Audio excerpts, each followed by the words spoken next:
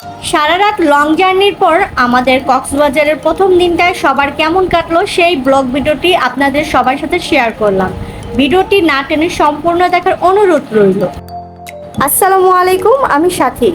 ভিডিওর টাইটেলটি দেখেই হয়তো বুঝতে পেরেছেন কিসের ভিত্তিতে আজকের এই ভিডিও। এখানে আপনাদের আমার পরিবারের সাথে সাক্ষাৎ করে দিচ্ছি আমরা কারা কারা এই ট্যুরে যাচ্ছি। নেহাল ভাই আর বিথি, আর এখানে আমাদের 3 কন্যা। আর এখানে আরেকটি কথা, জান্নাতের সিট কিন্তু ওর নানুর সাথে ছিল, তারপরও ও আয়াত নুসরাতের সাথে বসবে, তো ওরা গেদাগেদি করে একসাথেই বসতেছে। আর এই পাশে আছে আমাদের লিডার মাহবুব ভাই, উনি তো এই ট্যুরের সব কিছুর প্ল্যান ওনারই বললেই চলে। আর ওই যে আমার আম্মু বসে আছে, তার পাশে সিট খালি, কারণ জান্নাত আয়াত নুসরাতের সাথে বসেছে। জান্নাত তো এখানে বসবেই না, জান্নাত বলতেছে নানু আমি ওদের সাথে বসি। তো যাক, বাচ্চা মানুষ 3 জন একসাথে আনন্দ করবে, মজা করবে। আর এইখানে যে আমার ভাইয়া আর ভাবি, আমার ভাইয়া কিন্তু খুব ঠান্ডা রাখতেছে মাথাটা, তার জন্য বমি টমি না হয়, কারণ ভাইয়া লং জার্নি করতে পারে না, উনি খুব অসুস্থ হয়ে যায়। আর সত্যি কথা বলতে আমরা সবাই মিলে এত আনন্দ করছি বাসে, সারা রাত তো কেউ ঘুমাই নেই, আমাদের ঘুম আসে না।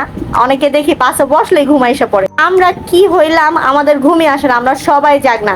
আলফাজ, জান্নাত, আয়াত নুসরাত, ইহান একটু ঘুমাইছে, বাকি সবাই জাগনা ছিলাম।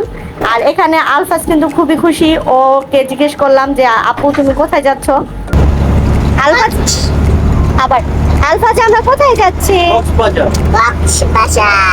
এই প্রথমবার আমরা সবাই কক্সবাজার যাচ্ছি, তাই আমাদের আনন্দটা অনেকটাই বেশি। আর আমাদের যাত্রাপথে কিন্তু 2বার যাত্রা বিরতি দিয়েছিল। প্রথমবার দিয়েছিল কুমিল্লা নূরজাহান হোটেলে, তো তখন আমার কোনো ভিডিও নেওয়া হয় নাই। আর দ্বিতীয়বার দিয়েছিল ভোরবেলা কক্সবাজারে। কার কাছে কেমন লাগে জানি না, কিন্তু যাত্রাপথে এই বিরতিগুলো আমার কাছে খুবই ভালো লাগে। আর এই ভালো লাগার সাথে চলুন একটি সুন্দর একটি গান শুনে আমাদের যাত্রাটা শুরু করা যায়। দুঃখটাকে দিলাম ছুটি, আসবে না ফিরে, এক পৃথিবী ভালোবাসা রয়েছে ঘিরে, মনটা যেন আজ পাখির ডানা, হারিয়ে যেতে তাই নেই তো মানা, চুপি চুপি চুপি স্বপ্ন ডাকে হাত বাড়িয়ে, মন চায় যেখানে চোখ যায় সেখানে যাব হারিয়ে, ও মন চায় যেখানে চোখ যায় সেখানে যাব হারিয়ে, দুঃখটাকে দিলাম ছুটি, আসবে না ফিরে, এক পৃথিবী ভালোবাসা রয়েছে ঘিরে, মনটা যেন আজ পাখির ডানা। এখন কিন্তু আমরা সবাই চলে এসেছি কক্সবাজার ডলফিন পয়েন্টে। আর এখানে এসে আমরা সবাই সকালের নাস্তাটা করার চিন্তা করলাম, যেহেতু আমরা সারা রাত গাড়ির জার্নি করেছি, ভারী কোনো খাবার আমাদের খাওয়া হয়নি।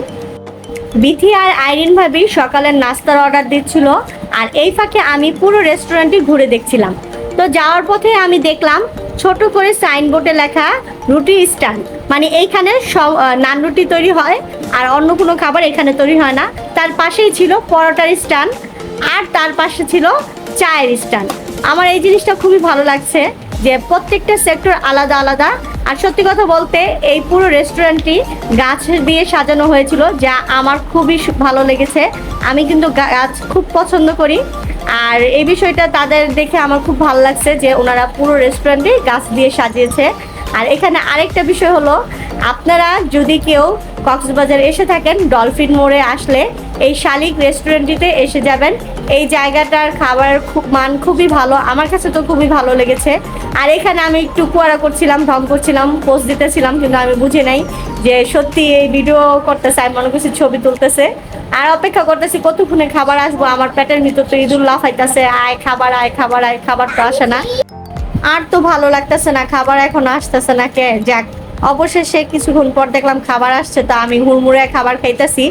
এদিক দিয়ে আয়াত ওরা হাসতেছে যে আমরা কিন্তু ভিডিও করতেছি। আমি বললাম ও আচ্ছা আচ্ছা, দাঁড়া একটু সুন্দরভাবে খাই এই সিনটা নিয়ে। আর সামনের এই জিনিসগুলো আমি সব সরাই দিতেছি, একটু ঢং করে আর টুকুয়ারা করতেছি। ও মা গো, কি ভাব নিয়ে খাইতেছি। আর কিন্তু পেটের মধ্যে যে কি ক্ষুধা, পেট ভরে কতক্ষণে খামু। যাই হোক, একটু 2-1টা পোস্ট দিয়ে নিলাম। আর সত্যি কথা, খাবার খুবই ভালো লেগেছে আমার কাছে, বাকি সবাই বলছে খাবার খুব ভালো হয়েছে। আর এখানে দেখেন কি লেখা, কিডস অনলি। আর এখানে শুধু বাচ্চাদের বসার কথা, আর দেখবেন এত বড় বাচ্চাটা বসে রয়েছে। বিথি তো দোলনা দেখলে পাগল হয়ে যায়, যে জায়গায় দোলনা দেখবো ওর দোলনা চলতে হইব। আর আমার তো আর দেরি সহ্য হচ্ছিল না, তাই আমি ডলফিন পয়েন্টে চলে গেলাম। এখন তো সময় সম্ভবত 9টার দিক হবে। এখানে মানুষ বলতে গেলে নাই, খুব কম, হাতে গোনা 2-1 জন, আর আমরাই ছিলাম। ডলফিন পয়েন্টে কিছুক্ষণ সময় কাটিয়ে চলে আসলাম আমরা সবাই আমাদের হোটেলের রুমে। আমি 2 রুমের একটি ফ্ল্যাট নিয়েছিলাম। এটা দরজাটা খুলতে প্রথমে একটি রুম, এখানে এসি ছিল, ছোট একটি ফ্রিজ ছিল, আর তার সাথে ওয়াশরুম, এবং এরপরে একটি মাস্টার বেডরুম। আমরা যে হোটেলটিতে ছিলাম, হোটেলটির নাম হলো আইল্যান্ডিয়া। সামনে যে হোটেলটি দেখতে পাচ্ছেন এটি বিচ ভিউ হোটেল, আর ব্যালকনি থেকে সামনেই সমুদ্র সৈকতটি দেখা যাচ্ছে। এখান থেকে কিন্তু সমুদ্রটা খুব সুন্দর দেখা যায়। আর এখন আমরা সবাই বাইরে বের হয়ে আসছি, আর সুগন্ধা পয়েন্টে যাব গোসল করতে। কতক্ষণে যাব, আর দেরি সহ্য হচ্ছে না, তো সবাই যার যার মতো রেডি হয়ে গেছি। সুগন্ধা পয়েন্ট এবং ডলফিন পয়েন্টের মাঝপথে যে জায়গাটি, সেইখানে ছিল আমাদের হোটেলটির স্থান। তো আমাদের হোটেল থেকে সুগন্ধা পয়েন্টে যেতে আমাদের 60 থেকে 80 টাকা ভাড়া লেগেছিল। অটো ভাড়া করে আমরা চলে আসলাম সুগন্ধা পয়েন্টে।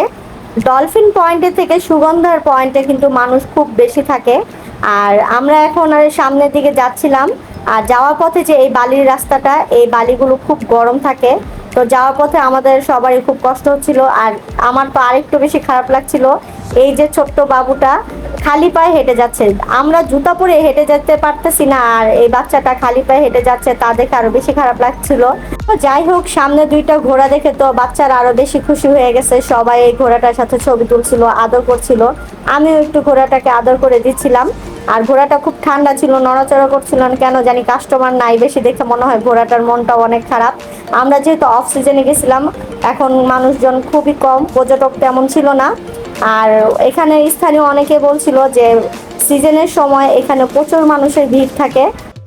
যেহেতু অফ সিজনে গিয়েছিলাম, তো ভিড় মানুষের কম থাকে। আমার কাছে এই যে বিষয়টা খুবই ভালো লেগেছে।